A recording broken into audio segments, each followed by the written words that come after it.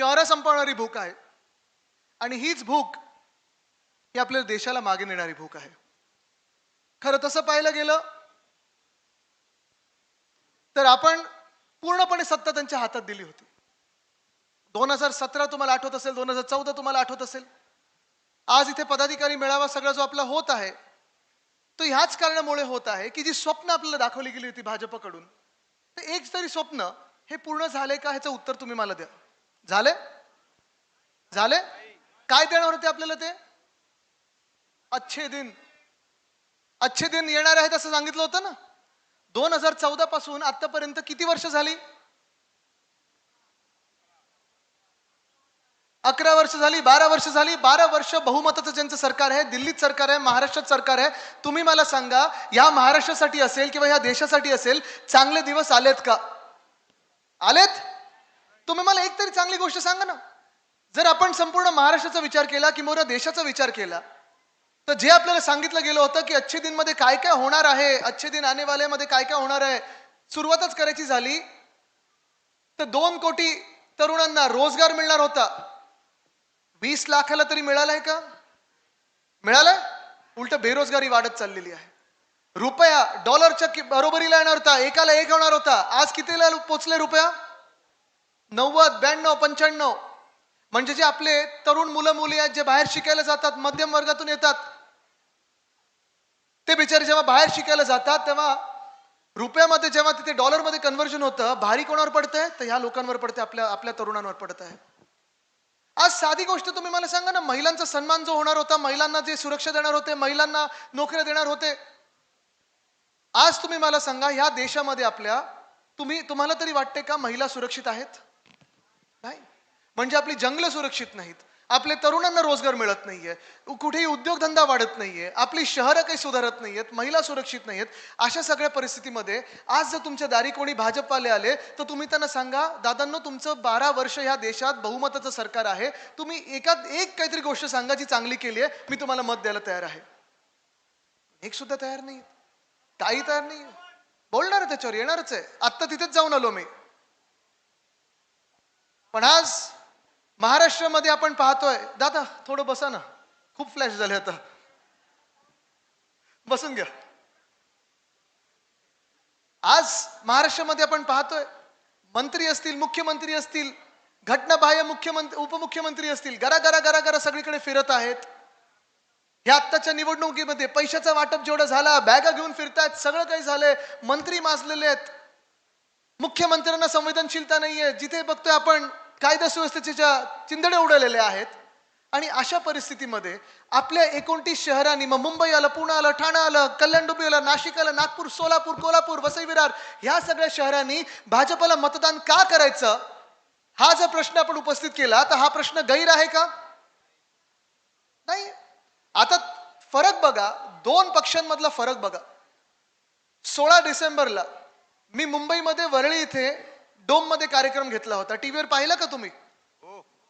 पूर्ण महाराष्ट्रात पाहिला, देशभरात तो कार्यक्रम गेला होता. कारण त्याच्यात मी एकच दाखवत होतो, कोणावरही टीका केली नाही, भाजपवर टीका केली नाही, कुठच्याही पक्षावर टीका केली नाही.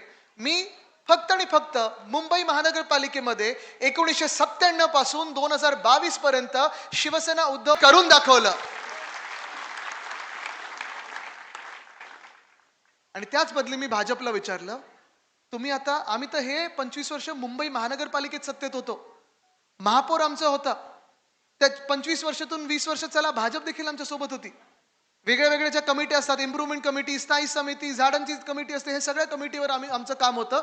ते आम्ही अभिमानाने सांगू शकतो, मोठ्या होर्डिंगवर लावू शकतो, स्क्रीनवर दाखवू शकतो की होय हे काम आम्ही करून दाखवलं होतं. आणि मग आता मी मुख्यमंत्र्यांना सांगतोय की मुख्यमंत्री महोदय, तुम्ही स्वतः आता महाराष्ट्रात 6 वर्ष मुख्यमंत्री आहात, जवळपास बहुमतातच तुमचं सरकार आहे, केंद्रात तुमचं सरकार आहे, प्रधानमंत्री तुमचे आहेत, रक्षा मंत्री तुमचे आहेत, गृहमंत्री तुमचे आहेत, सगळं तुमचं असताना तुम्ही मला एक तरी स्वतःने केलेलं काम दाखवा की होय आम्ही हे करून दाखवलं. पण असं काहीच नाहीये. आता इकडचंच तर पहा ना, नाशिक मधलंच पहा. तुम्ही मला सांगा, ए दादा जरा फोटोग्राफर थोडे बसा ना इथे, ते फ्लॅश खूप उडतात. तुम्ही मला सांगा 2017 मध्ये बहुमत कोणाचं आलं? सत्ता कोणाची होती? 2017 मध्ये महापौर होतं इथे? बीजेपीचं होतं ना? ते ठीक आहे. आता तुम्ही मला सांगा, मुख्यमंत्री तेव्हा कोणाचे होते?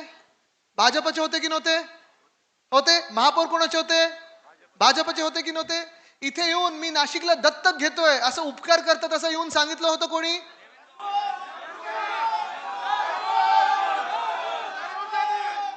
मग 2017 पासून आतापर्यंत जवळपास 9 वर्ष होतील आता या 2026 मध्ये. तुम्ही मला सांगा, नाशिकचं चित्र हे बदललंय की बिघडलंय? मी चुकीचं बोलत असेल तर मला तुम्ही करेक्ट करू शकता. सांगा आदित्य, तुम्ही चुकीचं बोलताय. नाशिक एकदम कुठच्या कुठे गेलंय, वॉशिंग्टनच्या बाजूला तर नाशिक आलेलं आहे. झालंय का असं? नाही झालंय. आपले जे मूलभूत जे प्रश्न आहेत, जे नाशिककरांचे प्रश्न आहेत, त्याच्यावर लक्ष देणं गरजेचं आहे. हे मी तुम्हाला का सांगतो? कारण आज आपण पक्षाचे पदाधिकारी असू, कार्यकर्ते असू, जेव्हा आपण प्रचाराला जाऊ, घरोघरी जाऊ, तेव्हा भाजप येईल आता आणि त्यांचं इकडून तिकडून जे कार्पेट बॉम्बिंग सुरू करतात ना, भलते सलत्या प्रश्नांमध्ये हात घालतील. ते भाजप जे प्रश्नांमध्ये हात घालेल ते येऊन हिंदुत्वावर बोलेल, जातीय तेढ निर्माण करेल, धार्मिक तेढ निर्माण करेल, समाजामध्ये भांडण निर्माण करण्याचा प्रयत्न करेल, भाषणमध्ये मराठी अमराठी वाद निर्माण करण्याचा प्रयत्न करेल. भाजपला तुम्ही एवढंच विचारलं पाहिजे आणि सांगितलं पाहिजे की हे सगळं बाजूला ठेवा, मुद्द्याचं बोला, नाशिकचं बोला, नाशिककरांचं बोला. एवढी वर्ष तुमच्या हातात सत्ता असून, एवढे वर्ष तुमच्या हातात ताकद असून, पैसा असून, सगळं काही असून जर उधळपट्टी तुम्ही जर निवडणुकांमध्ये करत असाल तर थोडासा पैसा असेल, थोडासा फंड असेल, थोडंसं लक्ष असेल, तुम्ही जे सांगता ना की आम्ही दत्तक घेणार, दत्तक घेतलं होतं, हे उपकार नका करू. तुमचं कर्तव्य आहे. मुख्यमंत्री म्हणून जे तुम्ही काम केलं पाहिजे, महापौर म्हणून जे तुम्ही काम केलं पाहिजे, ते न करता सगळं तुमचं लक्ष हे राजकारणावर असतं, पक्ष फोडण्यावर असतं, सगळी मंडळी गोळा करण्यात असतं, पैसे वाटपत असतं. मग तुम्ही राजकारण सोडून समाजकारण कधी करणार आणि शासन कधी चालवणार? पण आज प्रश्न उपस्थित हाच होतोय. काल परवाकडे ज्या बातम्या पाहिल्या मी, सगळ्यांकडून इन्कमिंग चालू आहे. ठीक आहे, इन्कमिंग चालू असेल भाजपामध्ये, पण एक तुम्हाला सांगतो, जेवढं इन्कमिंग तिथे होईल तेवढं इथे आपल्या प्रामाणिक कार्यकर्त्यांना संधी दिली जाईल.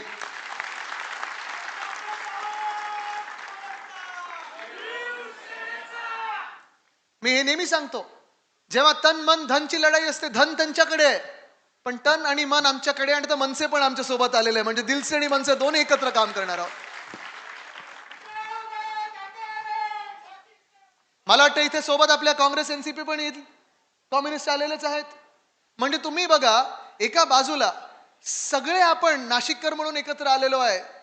आपली जी काही छोटे मोठे वाद असतील, भांडण असतील, हे सगळं बाजूला ठेवून आपण महाराष्ट्रासाठी एकत्र आलोय, नाशिकसाठी एकत्र आलेलो आहे.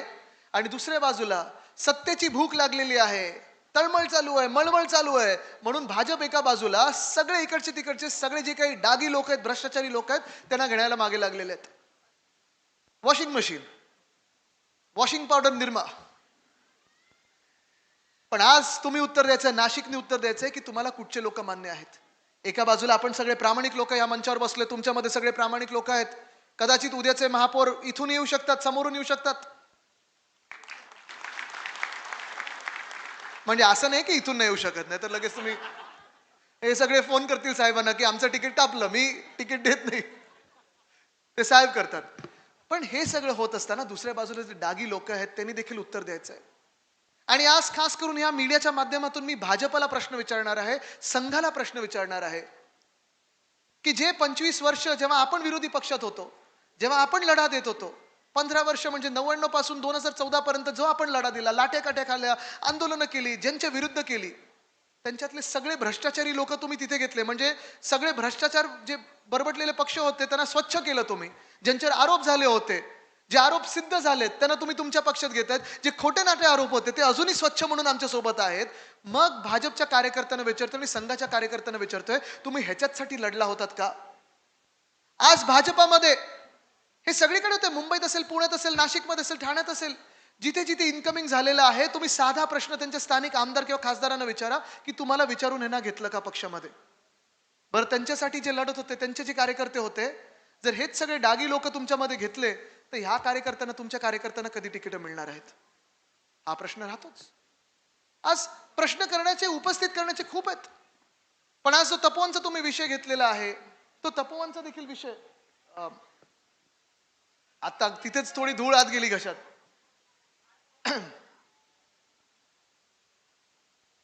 मला तुम्ही सांगा, तपोवन तुम्ही किती लोक जाऊन आलात तपोवन मध्ये? सगळे जाऊन आलात? सुंदर जागा आहे. म्हणजे मी आता पहिल्यांदा तिथे पाऊल ठेवलं आणि पहिल्यांदा पाऊल ठेवत असताना मला वाटलं हा कुठे आलो, चांगलं झालं. मी त्यांना विचारणार होतो आपण मेळावा वगैरे उद्या परवाकडे घेऊ शकतो का, आज एक दिवस इथेच बसूया. तपश्चर्याचं वन, पंचवटीत तपश्चर्याचं वन, प्रभू श्री रामाच्या पावन पदस्पर्श झालेली ही भूमी. आणि अशा भूमीत प्रभू श्री रामाचे जिथे वास्तव्य राहिलेले हे पंचवटी कापण्याचं काम कोण करू शकतं? कोण करू शकतं? राक्षस करू शकतात, रावण करू शकतात, पण प्रभू श्री रामाचे भक्त नाही करू शकत. हे भाजपवाले जेव्हा येतील आपल्यामध्ये, जेव्हा जय श्रीराम बोलतील, त्यांना सांगा राम आमच्या मनात आहे, हनुमान आमच्या हृदयात आहे. तुमच्या मनात जर असतं तर तपोवन तुम्ही कापलं नसतं. जे तपोवन कापून तुम्ही साधू ग्राम बनवायला निघालेले आहात, तुम्ही मला सांगा हे साधू संत साधू महापुरुष महंत जेव्हा येतात तेव्हा त्यांची तपश्चर्या कुठे होते? जंगलात होते, वनात होते, 5 स्टार मध्ये होते? नाही. पण हे भाजपवाले खोटे बोलत आहेत. भाजपवाले साधू ग्रामाच्या नावाखालती एक त्यांचे व्हिडिओ कुठेतरी, एक ठक्कर बिल्डर म्हणून कोणतरी आहे इथे, त्यांनी तो व्हिडिओ व्हायरल केला होता. मुख्यमंत्र्यांना ते सांगतायत की तपोवनला आपण येलो झोन मध्ये आणू, साधू ग्राम बनवू. म्हणजे येलो झोन मध्ये, म्हणजे ग्रीन झोन, झाडं आहेत, वन कापून तिथे तुम्ही आता साधूग्राम बांधा. साधूग्राम बांधल्यानंतर, कुंभमेळा झाल्यानंतर तिथे बिल्डरांच्या घशात ते टाकायला मोकळे. तुम्हाला वाटतं हा त्यांचा धर्म आहे? तुम्हाला वाटतं हे खरं त्यांचं हिंदुत्व आहे? तुम्हाला वाटतं ही खरी तपश्चर्या आहे?